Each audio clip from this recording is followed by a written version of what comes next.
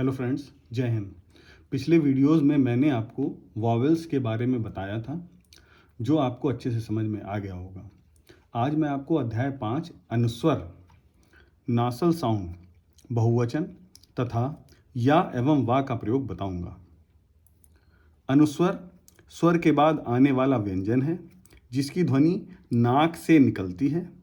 हिंदी भाषा में अनुस्वर के लिए बिंदु अंग का प्रयोग होता है। बिंदु स्वर के साथ अनुस्वर की ध्वनि होने पर स्वर के स्थान पर हल्के डैश की दिशा बदलकर प्रयोग करते हैं।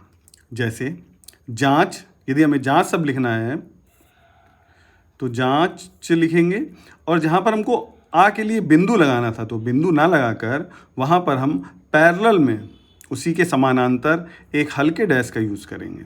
इसी तरीके से हमें ली लिखना है तो ली के तृतीय स्थान पर हमको डॉट नहीं लगाना है, बिंदु नहीं लगाना है, एक पैरेलल डैश का यूज़ करेंगे।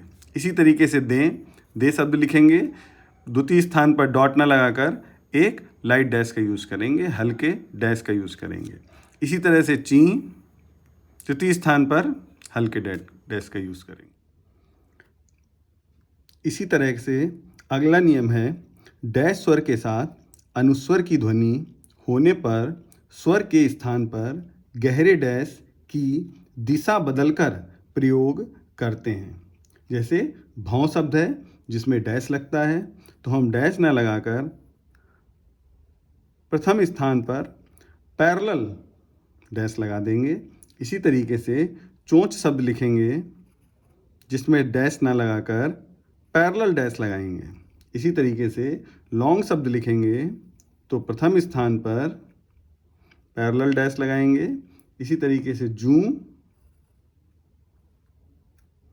तृतीय स्थान पर पैरेलल डैश लगाएंगे। बेटों लिखना है तो बे और टों के लिए पैरेलल डैश लगाएंगे। इसी तरीके से लोगो लिखेंगे, लो और गो, गा पर यहाँ पर है, हम पैरेलल डैश लगाएंगे। मदों लिखा है, म दो, तो हम पैरेलल डैश लगाएंगे। ठीक है। अगला नियम, या एवं वा का प्रयोग।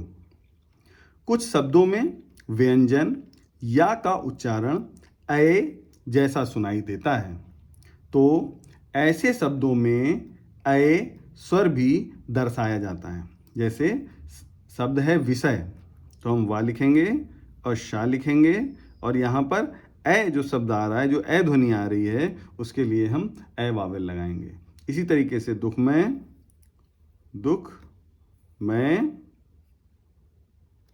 भय,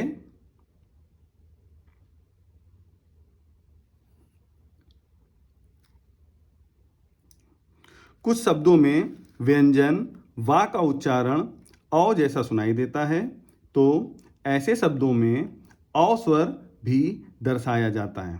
जैसे नौमी शब्द लिखेंगे, नौमी, और औ का वावेल लगा देंगे जो प्रथम स्थान पर लगता है।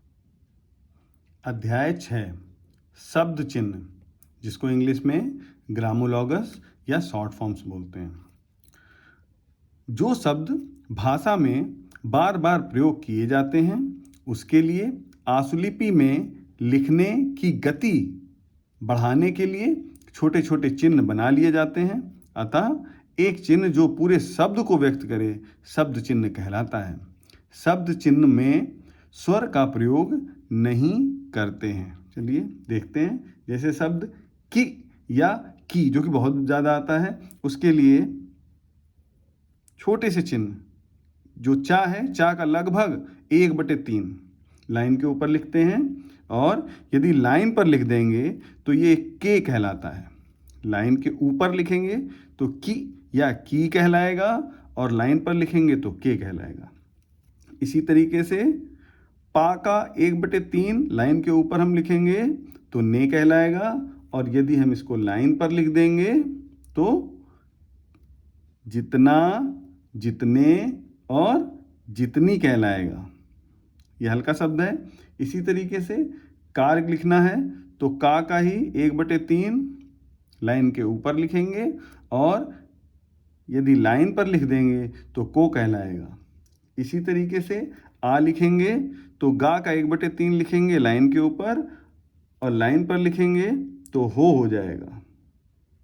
और इसको यदि लाइन के नीचे लिख दिया जाएगा तो ये हो कहलाएगा। इसी तरह से मैं लिखेंगे जो कि ता का 1/3 है, उसको यदि लाइन पर लिखेंगे तो उसके लिए पढ़ा जाएगा, लाइन के नीचे लिखने पर उसी के लिए पढ़ा जाएगा। इसी तरीके से है, जो हम डॉट लगाते हैं, बिंदु लगाते हैं, लाइन के ऊपर लिखेंगे तो है होगा, और लाइन पर लिखेंगे तो हैं, हूँ या ही के लिए प्रयोग किया जाएगा। उसी तरीके से यदि का शब्द को लाइन के ऊपर लिखा जाएगा तो एक, किया या किए के लिए प्रयोग होगा, और यदि उसको हम लाइन पर लिख देंगे तो वो कह, कहा, कहे, कही या अधिक के लिए प्रयोग होगा। माँ को लाइन के ऊपर बनाने पर मालूम हो जाता है। उसी तरीके से यदि उसको लाइन पे बनाया जाए तो मैं, तुम या तुम्हें, मैं, तुम या तुम्हें। इसी तरीके से आएगा, आएगी के लिए गा को लाइन के ऊपर बनाएंगे, और होगा और होगी के लिए गा को लाइन पर बनाएंगे। जहाँ के लिए हा को लाइन के ऊपर बनाएंगे, और तहाँ के लिए हा को लाइन से कट करते हुए बनाएंगे। उसी तरीके से हुआ, हुए और हुई को लाइन से कट करेंगे। दूसरा, दूसरे और दूसरी शब्द अगर हमें लिखना है तो जो हमने आपको अप आर बताया था, ऊपर जाने वाला आर जो 30 डिग्री में बनता है, उसको हम लाइन के ऊपर लिखेंगे। और यदि रह, रहा, रहे और रही है तो उसको हम 30 डिग्री लाइन पर लिखेंगे। इसी तरीके से और, इधर और जाहिर, और इधर और जाहिर शब्द लिखना है तो और को हम रा को लाइन पर लिखेंगे, ठीक है। रा को लाइन पर लिखा जाएगा तो ये और कहलाएगा, और इसको लाइन से कट करते हुए लिखेंगे तो ये इधर या जाहिर के लिए पढ़ा जाएगा। इसी तरीके से उधर और उदाहरण के लिए हम रा को लाइन से कट करते हैं। इसके बाद अगला महत्वपूर्ण चीज़ है विराम या व्याकरण चिन्ह, जिसे हम इंग्लिश में पंक्चुएशंस कहते हैं। शॉर्ट हैंड में पंक्चुएशंस लगाने के कुछ नियम हैं। हम नॉर्मल पंक्चुएशंस का यूज़ नहीं करते हैं, अदरवाइज ये कॉन्फ्लिक्ट होंगे।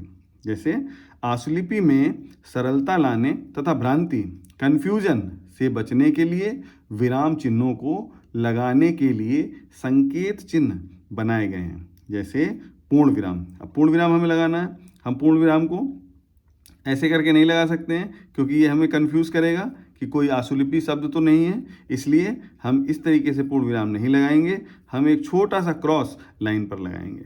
उसी तरीके से अनुच्छेद या जिसको इंग्लिश में पैराग्राफ बोलते हैं के लिए हम इस तरीके से लगाएंगे। डैश लगाने के लिए हाफ एरो इंडिकेशन इधर और हाफ एरो इंडिकेशन इधर लगाएंगे। प्रश्नवाचक चिन्ह के लिए प्रश्नवाचक ऊपर बनाएंगे और नीचे छोटा सा क्रॉस लगाएंगे, ठीक है। इसके बाद रेखाक्षर लिखते समय व्यक्तिवाचक संज्ञा शब्द के नीचे 2 हल्के टिक लगाए जाते हैं। जैसे हमको किसी का नाम लिखना है राम, तो राम हम लिख लेंगे और राम के नीचे 2 स्मॉल टिक लगा देंगे, 2 छोटे छोटे टिक लगा देंगे, जो ये बताता है कि ये कोई नाम है, ये कोई प्रॉपर नाउन है, ठीक है।